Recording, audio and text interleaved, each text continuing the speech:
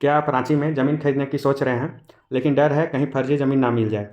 आज मैं आपको बहुत इंपॉर्टेंट जानकारी दूंगा ताकि आप सुरक्षित ज़मीन खरीद सकें। अगर आप रांची में वेरीफाइड और सेफ प्लॉट लेना चाहते हैं तो वीडियो के अंत में मैं आपको एक अच्छा ऑप्शन भी बताऊंगा।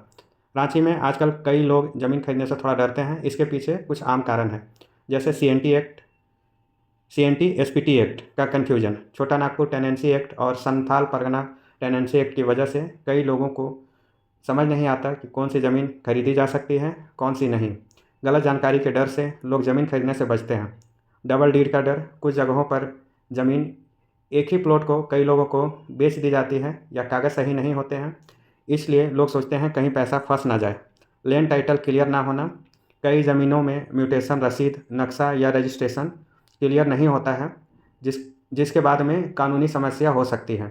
सरकारी अधिग्रहण एक्विजिशन का डर, कभी कभी रोड प्रोजेक्ट या अन्य काम के लिए सरकार ज़मीन ले सकती है, इसलिए लोग सोच समझकर ज़मीन खरीदना चाहते हैं।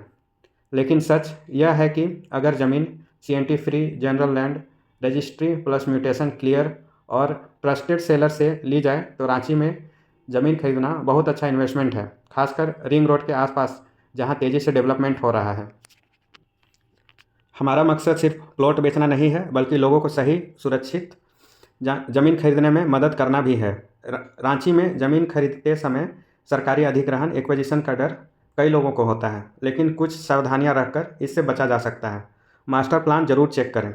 रांची रीजनल डेवलपमेंट अथॉरिटी का मास्टर प्लान डेवलपमेंट प्लान देखें। अगर ज़मीन road, highway, park, government project के लिए चिन्हित है तो भविष्य में अधिग्रहण हो सकता है।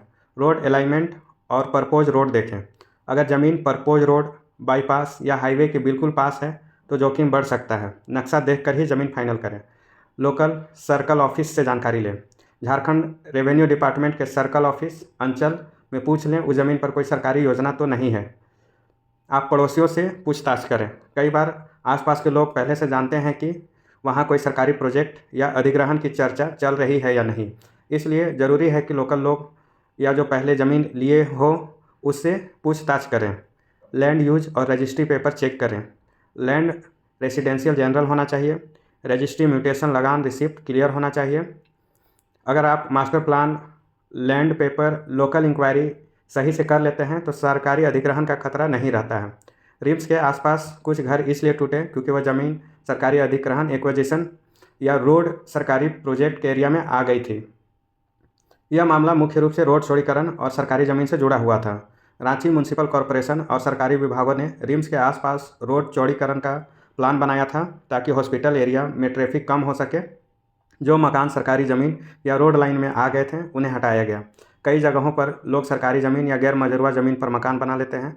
जब सरकार को उस ज़मीन की ज़रूरत पड़ती है तो अतिक्रमण हटाओ अभियान चलाकर मकान तोड़ दिए जाते हैं। रांची रीजनल डेवलपमेंट अथॉरिटी के मास्टर प्लान में कुछ जगहों को रोड, पार्क, सार्वजनिक उपयोग के लिए रखा जाता है। अगर वहाँ बिना अनुमति के घर बन जाए तो बाद में हटाया जा सकता है। हॉस्पिटल एरिया डेवलपमेंट के लिए उसके आसपास मेडिकल इंफ्रास्ट्रक्चर और रोड नेटवर्क बेहतर करने के लिए कई बार ज़मीन खाली कराई जाती है। अगर आप रांची में ज़मीन खरीद रहे हैं तो कुछ ज़रूरी चीज़ें ज़रूर चेक कर लें। मास्टर प्लान चेक करें, RDA का लैंड यूज देखें, रोड अलाइनमेंट चेक करना चाहिए, ज़मीन परपोज रोड में तो नहीं है, रजिस्ट्री म्यूटेशन लगान रिसिप्ट क्लियर होना चाहिए, गैर मजरूआ या गवर्नमेंट लैंड नहीं होना चाहिए, बाउंड्री प्रॉपर प्लॉटिंग प्रोजेक्ट में ही ज़मीन लेना ज़्यादा अच्छा डिसीजन होता है। रिम्स जैसे सरकारी संस्थानों के आसपास भविष्य में भी रोड या सरकारी प्रोजेक्ट बढ़ सकते हैं, इसलिए वहाँ ज़मीन खरीदते समय डॉक्यूमेंट और मास्टर प्लान की जांच बहुत ज़रूरी है कि करवा लेना चाहिए। अब CNT एक्ट के बारे में थोड़ा जान लेते हैं। यह कानून 1908 में ब्रिटिश सरकार द्वारा लागू किया गया था। इसका पूरा नाम छोटा नागपुर टेनेंसी एक्ट 1908 है। CNT एक्ट आदिवासी ज़मीन की सुरक्षा के लिए बनाया गया था। उस समय बाहरी लोग और ज़मींदार आदिवासी लोगों की ज़मीन खरीद या छीन लेते थे। इससे आदिवासी लोग अपनी ज़मीन से बेदखल हो रहे थे। आदिवासी समाज ने ज़मीन बचाने के लिए कई आंदोलन किए, जिसमें सबसे प्रसिद्ध है उल गुलान मूवमेंट। इस आंदोलन का नेतृत्व बिरसा मुंडा जी ने किया था। ब्रिटिश सरकार ने देखा कि लगातार विरोध हो रहे हैं, इसलिए आदिवासी की ज़मीन को बचाने के लिए CNT एक्ट बनाया गया। CNT एक्ट का मुख्य उद्देश्य है आदिवासी ज़मीन को बाहरी लोगों से बचाना, ज़मीन का जबरन कब्जा रोकना, आदिवासी किसानों के अधिकार सुरक्षित करना। आज भी झारखंड में ज़मीन खरीदते समय यह कानून बहुत महत्वपूर्ण है। इसलिए लोग सीएनटी लैंड और सीएनटी फ्री लैंड का अंतर समझकर ही ज़मीन खरीदते हैं। अगर किसी ने गलत तरीके से ज़मीन ले ली तो आदिवासी मालिक उसे वापस लेने का दावा कर सकता है। ज़मीन खरीदते समय डबल डीड, एक ही ज़मीन को दो लोगों को बेच देना, ये भी एक बड़ी समस्या है, लेकिन कुछ ज़रूरी जांच करके इससे बचा जा सकता है। और अब सारा रजिस्ट्री प्रोसेस ऑनलाइन होने की वजह से ये समस्या बहुत कम हो गई है। वैसे थोड़ा समय देकर कुछ डॉक्यूमेंट चेक करा लेने से इससे बचा जा सकता है। सबसे पहले ज़मीन की पुरानी रजिस्ट्री सेल डीड देखें और पता करें पहले ये ज़मीन किसके नाम पे थी। झारखंड रजिस्ट्रेशन डिपार्टमेंट की वेबसाइट या रजिस्ट्री ऑफिस में भी रिकॉर्ड चेक किया जा सकता है। अगर ज़मीन की म्यूटेशन सेलर के नाम पर है, इसका मतलब है सरकारी के रिकॉर्ड में वही मालिक है। यह रिकॉर्ड झारखंड रेवेन्यू डिपार्टमेंट में मिलता है। ज़मीन खरीदने से पहले खाता नंबर, प्लॉट नंबर, एरिया, इन तीनों को रसीद और रजिस्ट्रेशन पेपर से मिलान करें। सेलर से हमेशा ओरिजिनल रजिस्ट्री पेपर देखें। इनकम्बरेंस चेक करें, रजिस्ट्री ऑफिस में पता करें उस ज़मीन पर पहले से कोई लोन, केस या दूसरा रजिस्ट्री तो नहीं है।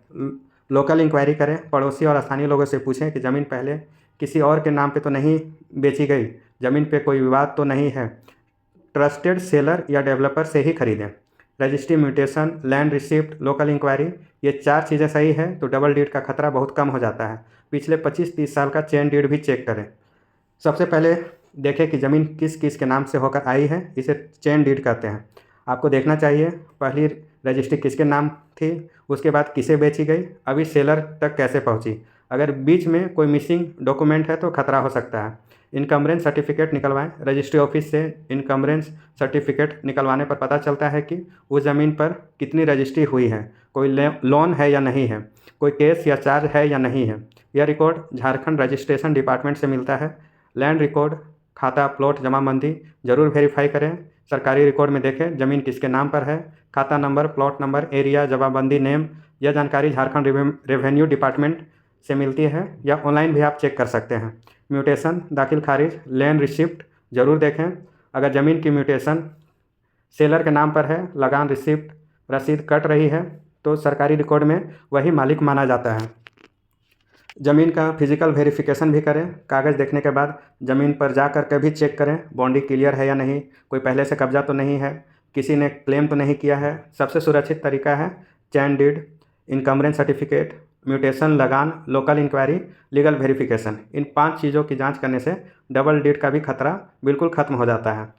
इनकम्बरेंस सर्टिफिकेट से आपको ये जानकारी मिलती है कि ज़मीन पर कितनी बार रजिस्ट्री हुई है, ज़मीन पर कोई बैंक लोन या गिरवी है या नहीं है, ज़मीन पर कोई कानूनी कार्रवाई या विवाद दर्ज तो नहीं है, ज़मीन किसी और को पहले से बेची गई है या नहीं गई है। यह रिकॉर्ड झारखंड रजिस्ट्रेशन डिपार्टमेंट के पास रहता है। तो अब आपको समझ में आ गया होगा कि ज़मीन खरीदने से पहले इनकम्बरेंस सर्टिफिकेट, रजिस्ट्री और लैंड रिकॉर्ड चेक करना कितना ज़रूरी है। अगर आप रांची में रिंग रोड के पास वेरीफाइड और सीएनटी फ्री रेसिडेंशियल प्लॉट लेना चाहते हैं तो आप हमसे संपर्क कर सकते हैं। हमारे पास 3 से 10 डिसमिल तक का प्लॉट अवेलेबल है रांची रिंग रोड के नज़दीक में। ज़्यादा जानकारी के लिए कॉल या व्हाट्सएप करें 930477555464 पर, जो कि आपको स्क्रीन में भी ये नंबर दिखाई दे रहा होगा। अगर आपको ऐसे ही रियल एस्टेट टिप्स चाहिए तो चैनल को ज़रूर सब्सक्राइब करें। Thank you.